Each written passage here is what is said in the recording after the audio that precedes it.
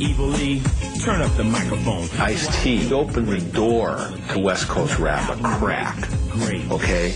And then here comes the NWA in the fall of 1988 and into 1989, and talk about bum rushing the show. I mean, they just smashed down the door. Straight out of Compton, it's a crazy brother named Ice Cube. From the gang called Niggas with Attitudes. When I'm called off, I got a sawed off. Squeeze the trigger and bodies are hard off. When I first heard Straight Outta Compton, I really thought that Ice Cube was gonna me up. They was the first ones to actually break that chain and say, we ain't gonna make no hip-hop, nice records. We making records by getting our dicks. The police, we shooting, whoop, whoop, whoop, whoop.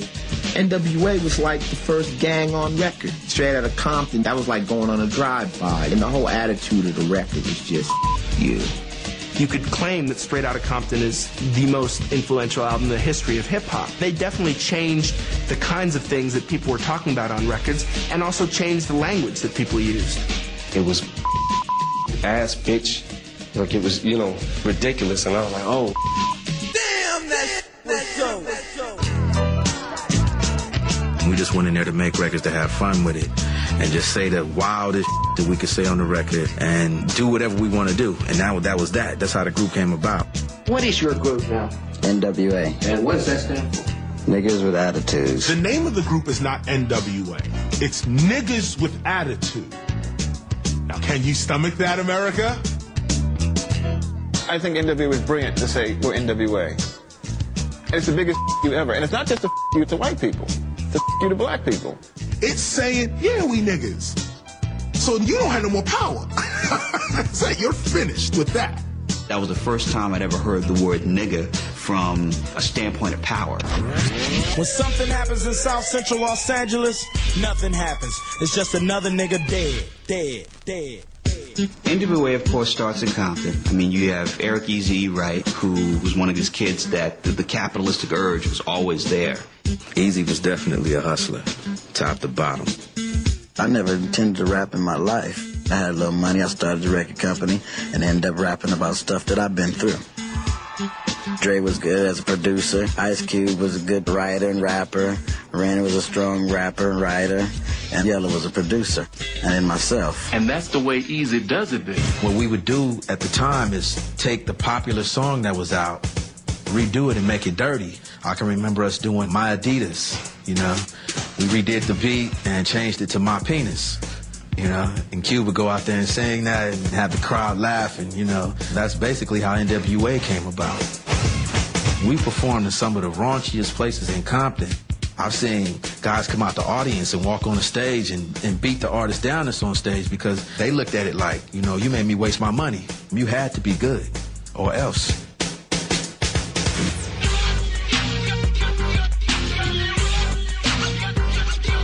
I came from Compton. That's what I wanted to talk about, Compton. You had everybody from New York rapping about my Adidas and my chain, this and South Bronx and everything. I wanted to put my city on the map. I'm from Compton. It was people that lived in Compton that were embarrassed to say they were from Compton. We just wanted to let everybody know where we were from and that we were proud to be from there. The records we do, it involves a lot of gangbangs because that's just a reality of the street. Out here in L.A. and Compton. Being around NWA was the first time there were a lot of guns around. It made me clap your hands. Guys going out on stage and getting strapped to go out on stage. We didn't have that before NWA. I do look kind of bland though. Behind the red dot. We just took it to another level. And just told it how it was, without holding back. Remember that many of the songs, one in particular started off, what the is up, who the is he coming on the mic, is he hey. That isn't exactly the kind of songs that were being played on the radio in America at that time. If we had went into it going, you know what, we have to make a record that's going to get played on the radio, we would have failed. We were just making records as just something for us to listen to, something just for us to make a little money on. We had no idea it was going to blow up the way it did. They were selling a lot of records locally. Then when Eazy meets Jerry Heller, he said, because this is so controversial, this is so dangerous, there's going to be a market for this. I took Straight Outta Compton to the chairman of the board of Capitol Records. He looked at me and he said, "You better stop getting high on whatever you're getting high on, because this is too crazy." It was something that was very frightening to the establishment. Police coming straight from the underground. A young got it bad 'cause I'm brown. Public Enemy opened the door to the expression of sustained anger in rap. NWA blasted past Public Enemy. The really interesting thing about NWA is Straight Outta Compton was much more in the spirit of the Black Panthers than what Public Enemy was doing. Really, for NWA, it was about power. It was more about, this is what we're dealing with these cops and with everything else, and I don't have a message, but I'm mad, and I'm doing something about it.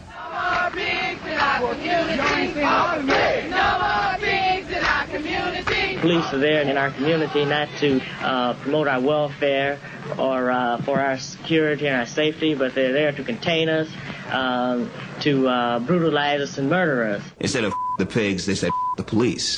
Those records were highly political. But take off the gun so you can see what's up, and we'll go at it, punk, and I'ma you up. We was just letting everybody know that black people was fed up with getting harassed by the police and getting beat-bombed. Sometimes I want to kick the out of them because they've been having me face down. Police pulled up now and they saw my friends just having fun behind me.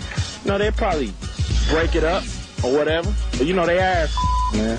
That was in everybody's hearts. That's what we felt, you know, being 17, 18 years old with a new car. You can't drive 2 blocks without getting stopped. The reason why we made that song, we were at a mall one time, and Easy had a skirmish gun that shoots paintballs.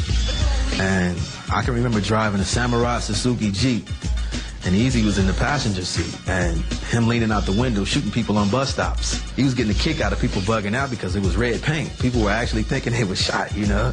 A couple of miles down the road, and about 50 police cars later, we're face down in the street, you know, with guns to our head. We left that incident and went to the studio and cut that song. Police, that's the way it goes in the city of Compton, boy. Because of that record, there was a FBI memo that was written about the song and the fact that it, you know, depicted people shooting the police and everything else. Once it made the papers and once the name of the group got out there, record sales just skyrocketed. I knew Straight Outta Compton was humongous when we got the letter from the FBI. It was very frightening to me. Here's the top law enforcement official in our country telling us that we're responsible for the deaths of 89 law enforcement officers in the United States of America. I'm like, whoa, okay. We touched a nerve. Now let's see what else we can do.